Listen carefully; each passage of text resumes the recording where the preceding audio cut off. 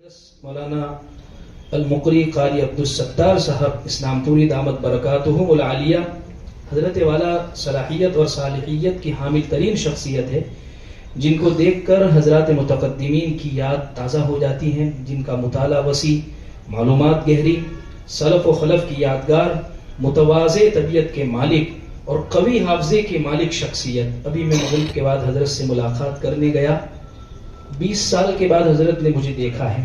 عربی اول کے اندر حضرت نے ہمارا امتحان لیا، 20 سال بعد ملاقات ہوئی، لیکن میں کس بینچ پر بیٹھا تھا حضرت کو وہ بھی معلوم تھا۔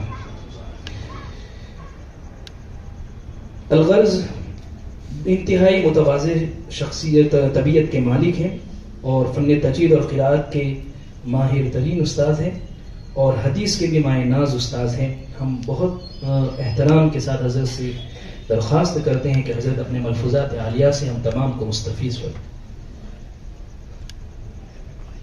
نحمده ونصلي على رسوله الكريم،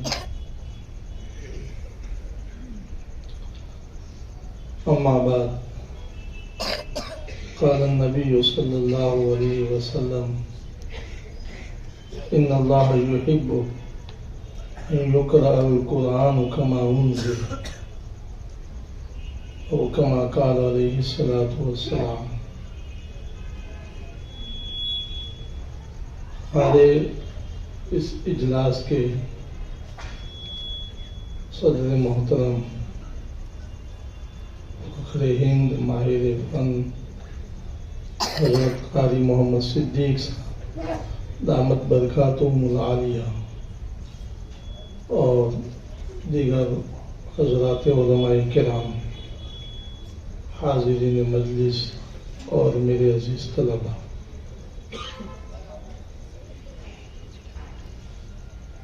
اس جامعہ کو ہمارے جامعہ امداد العلوم وڈالی کے ساتھ ایک طرح کی نسبت ہے۔ سن عیسوی 1956 میں حضرت شیخ الاسلام مولانا حسین احمد صاحب مدنی نور اللہ مرکزہ جب گجرات تشریف لائے تھے تو اس موقع پر وڈالی آپ کو دعوت دی گئی تھی اور وہاں آ کر کے جامعہ وڈالی کا سنگ بنیاد آپ نے رکھا تھا۔ اس سے پہلے اس جامعہ کا سنگ بنیاد بھی حضرت شیخ الہند شیخ الاسلام حضرت مولانا حسین احمد صاحب مدنی نور اللہ مرکزہ نے رکھا۔ اس اعتبار سے اس جامعہ کو جامعہ وڈالی کے ساتھ مناسبت ہے۔ میرا مسابقہ میں پہلی بار حاضر ہونا ہوا ہے۔ میں ہمارے عزیز مفتی محمد طاہر صاحب زیر مجدہو اور یہاں کے اساتذہ کرام اور اراکین جامعہ، ان تمام کا میں ممنون اور مشکور ہوں۔ اس اہم اجلاس میں مجھے دعوت دی، اللہ تعالیٰ ان تمام حضرات کو دارین میں بہتر سے بہتر بدلہ فرمائے۔ بزرگوں، بہت مسرت کی بات یہ ہے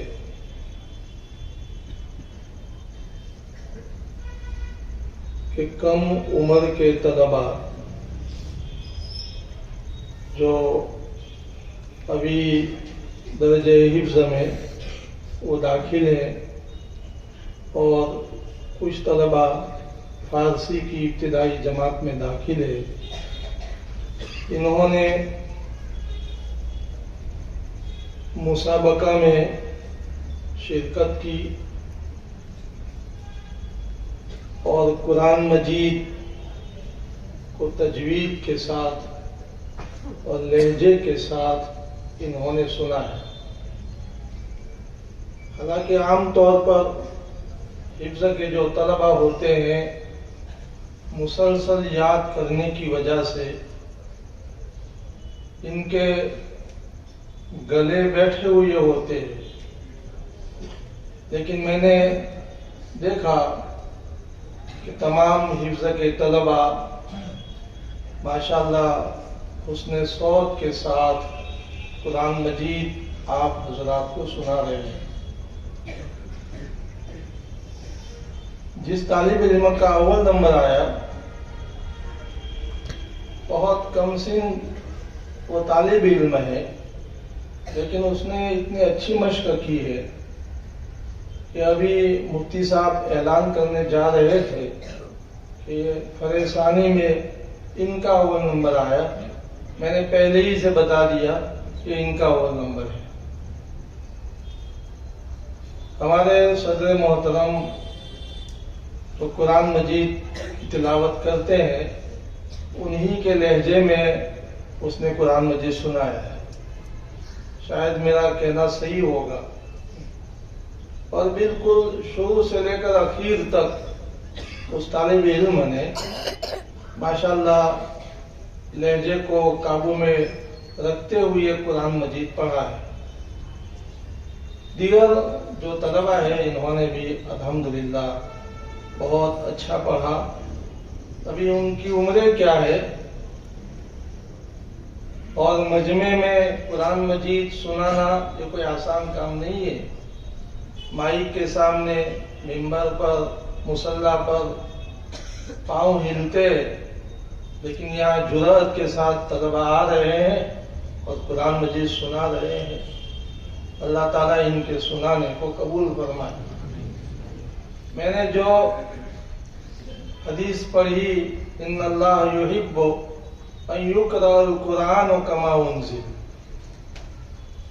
اس حدیث میں یہ بتایا گیا ہے کہ اللہ تعالیٰ کون سی تلاوت کو پسند کرتے ہیں۔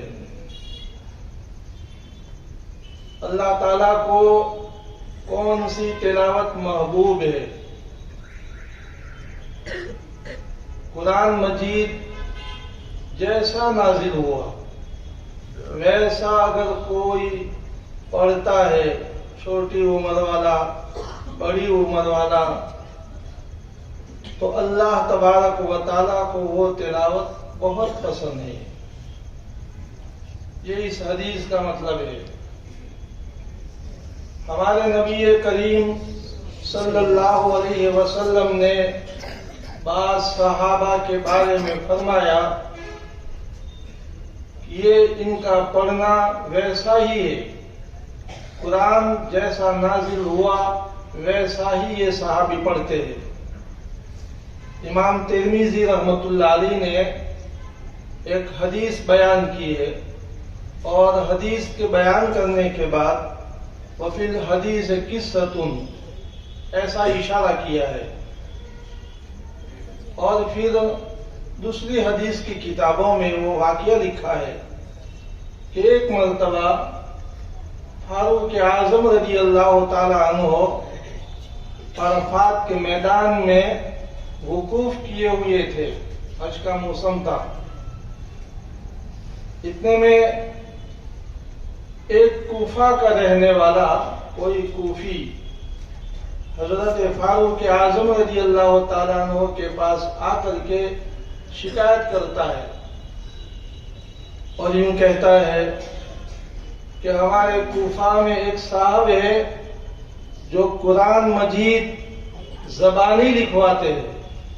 قرآن مجید جو ہے اس کو لکھوانا ہو تو قرآن مجید دیکھ کر کے لکھوانا چاہیے، کیونکہ اہل علم جانتے ہیں کہ قرآن مجید کا تلفظ، ادائے، یہ سب توقیفی ہے۔ اسی طریقے سے قرآن مجید کا رسم الخط یہ بھی توقیفی ہے۔ نبی کریم صلی اللہ علیہ وسلم وحی کے لکھنے والے صحابی کو فرماتے تھے کہ یہ کلمہ اس طریقے سے لکھو. اب دیکھیے مالک کو اگر میم کے بعد الف لکھیں گے تو یہ خلاف ہوگا. میم کے بعد لام ہے، لام کے بعد کاف لکھا جائے گا. اس کا رسم الخط یہی ہے. ایسی کئی مثالیں ہیں. تو قرآن مجید اگر لکھوانا ہو تو ہمارا جو قرآن مجید ہے اس میں جو کلمات جیسے لکھے ہوئے ہیں ویسے ہی لکھنے چاہیے. اس کے خلاف لکھنا جائز نہیں ہے. اس لیے ان صاحب نے یوں کہا کہ ہمارے کوفہ میں ایک صاحب ہے جو قرآن مجید زبانیں لکھواتے ہیں. فاروق اعظم رضی اللہ تعالیٰ عنہ کا ہاتھ سیدھا کوڑے پر گیا، تیش میں آ گئے. کون ہے وہ جو قرآن مجید زبانی لکھواتا ہے؟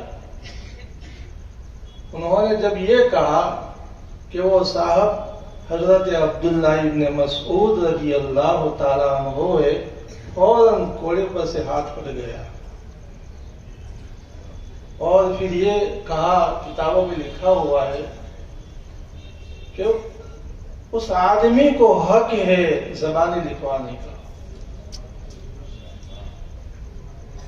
کتنا اعتماد تھا، اس آدمی کو حق ہے. عبداللہ ابن مسعود رضی اللہ تعالیٰ عنہ کو اہل علم جانتے ہیں کہ ہمارا جو مسلک ہے مسلک حنفی، ہم حنفی مسلک اختیار کرنے والے ہیں. اس میں حضرت عبداللہ ابن مسعود رضی اللہ تعالیٰ عنہ کی بہت گہری چھاپ ہے. اس کے بعد حضرت عمر رضی اللہ تعالیٰ عنہ نے سنایا، جو ترمذی شریف میں ہے، کہ ہم نبی کریم صلی اللہ علیہ وسلم کے گھر میں آپ صلی اللہ علیہ وسلم نے حضرت صدیق اکبر رضی اللہ تعالیٰ عنہ کو مسلمانوں کے امور کے سلسلے میں مشورے کے لیے بلایا تھا. اور پھر یوں کہا کہ میں بھی شریک تھا. حالانکہ شیخین کو بلایا تھا لیکن اپنے آپ کو انہوں نے اس طریقے سے بیان کیا کہ میں شریک تھا. جب مشورہ پورا ہوا، نبی کریم صلی اللہ علیہ وسلم حضرات شیخین کو باہر چھوڑنے کے لیے جب پہنچے تو دیکھا ہلکے سے جہر کے ساتھ، یعنی بہت تھوڑا آہستہ سے، ایک صاحب قرآن مجید نماز میں پڑھ رہے ہیں. ہمارے نبی کریم صلی اللہ علیہ وسلم نے ان کا پڑھنا سنا، شیخین نے بھی سنا. پھر آپ نے فرمایا صلی اللہ علیہ وسلم، اگر کوئی یہ چاہے کہ قرآن مجید جیسا نازل ہوا ہے ویسا پڑھے تو ابن ام عبد، یہی حضرت عبداللہ ابن مسعود رضی اللہ تعالی عنہ جیسا پڑھے. اس لیے قرآن مجید جیسا نازل ہوا ہے ویسا پڑھنا چاہیے. جو جانتے نہیں ہیں ان کے ذہنوں میں یہ ہوگا کہ قرآن مجید تو بہت پہلے نازل ہوا ہے، ہم اس طریقے سے کیسے پڑھے. تو ہمارے مفتی صاحب نے جو علامہ جزری رحمۃ اللہ علیہ کا جو شعر پڑھا تھا، اس میں اخیری جو مصرع ہے وَهَكَذَا مِنْهُ إِلَيْنَا وَصَلًا، وہی قرآن مجید جو ہے اللہ تعالیٰ نے تجوید کے ساتھ ہی نازل کیا ہے، اور کابرن ان کابرین، صحابہ، تابعی، تبع تابعی کے واسطے سے تجوید کے ساتھ قرآن مجید ہم تک پہنچا ہے. اس لیے آج بھی تجوید کو حاصل کرنا چاہے، بڑے لوگ چھوٹے سب تو حاصل کر سکتے ہیں، اور اساتذہ کے پاس جانا پڑے گا، معلمین کے پاس جانا پڑے گا، اور جا کر کے قرآن مجید سیکھنا پڑے گا. دیکھیے وَلَفْظُ بِالتَّجْوِيدِ حَتْمٌ لَازِمٌ من لم یجوز القرآن عاصم. تجوید کے ساتھ قرآن مجید پڑھنا جو ہے وہ لازم ہے، ضروری ہے. اور اس قدر تجوید کا سیکھنا کہ ہماری نماز صحیح ہو سکے یہ بھی ضروری ہے. علامہ جزری رحمۃ اللہ علیہ فرماتے ہیں جو قرآن مجید تجوید کے ساتھ نہیں پڑھے گا وہ گنہگار ہوگا. یہ مسابقہ جو منعقد کیا جاتا ہے اس کا یہی مقصد ہوتا ہے، چونکہ اس میں الگ الگ جگہوں سے لوگ آتے ہیں، ان بچوں کا سنتے ہیں تاکہ ان کو بھی شوق پیدا ہو. اگرچہ عمر بڑی ہو گئی ہو لیکن اگر کوشش کریں گے تو ایک حد تک تجوید کو حاصل کر سکیں گے. مسابقہ کا یہی مقصد ہے. مسابقہ کا یہ مقصد نہیں ہے کہ جامعہ ادارہ روشن ہو جاوے. ادارہ تو بہت قدیم ہے، یہ بھی ہے. احمد آباد کے تمام ادارے سب قدیم ہے. ماشاءاللہ تمام اداروں میں قرآن مجید کی بہت اچھی تعلیم ہوتی ہے. اکثر مدارس میں روایت حفظ کے ساتھ سبا اشرا کی بھی تعلیم ہوتی ہے. یہاں بھی انشاءاللہ آئندہ ہوگی. ہم دعا بھی کرتے ہیں. ہمارے چھوٹے طلبہ انہوں نے بہت اچھا قرآن مجید پڑھا، اس طریقے سے آگے بڑھیں گے اور اچھا پڑھیں گے اور فن کو حاصل کرنے والے بنیں گے. تو انشاءاللہ یہاں پر بھی ایک وقت آئے گا، ہمیں امید ہے یہاں کے اراکین اور منتظمین ماشاءاللہ اچھی توجہ دے رہے ہیں جیسا کہ ہمیں حالات معلوم ہوئے. اور مفتی صاحب بھی بڑے فکر مند ہیں، اساتذہ بھی فکر مند ہیں.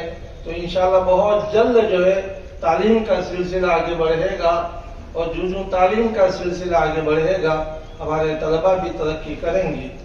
اس لیے مسابقہ کا مقصد یہی ہے کہ ہم سب ایسا قرآن مجید پڑھے کہ اللہ تعالیٰ خوش ہو جائے. اس لیے بڑی عمر کے حضرات ان کے دلوں میں تمنائیں پیدا ہوئی ہوگی اور ان کو بھی ولولہ ہوا ہوگا کہ ہم بھی قرآن مجید سیکھیں. آج بھی قرآن مجید سیکھ سکتے ہیں.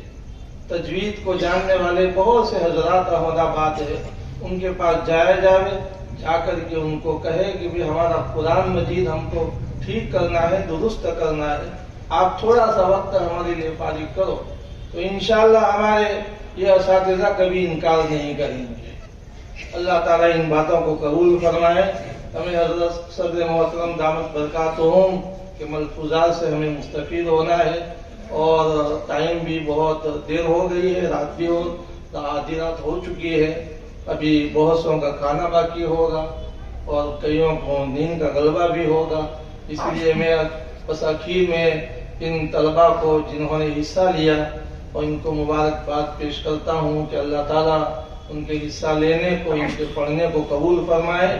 ان کے اساتذہ اور منتظمین ان تمام کو بہتر سے بہتر بدلہ عطا فرمائے. اس کے ساتھ ساتھ ہمارے 4 قاری حضرات نے جو قرآن مجید سنایا بہت عمدہ، فیضان القرآن کے جو استاد تجوید ہے 2، اور اسی طریقے سے قاری ریحان صاحب اور ہمارے حضرت قاری عبدالعزیز صاحب دامت برکاتہم بیچارے ہر موقع پر قرآن مجید سناتے. اس لیے سناتے ہیں تاکہ ہمارے اندر ذوق شوق پیدا ہو اور ہم بھی محنت میں لگ جائیں. اللہ تعالیٰ ان کو بھی دارین میں بہتر سے بہتر بدلہ عطا فرمائے. وآخر دعوانا الحمدللہ.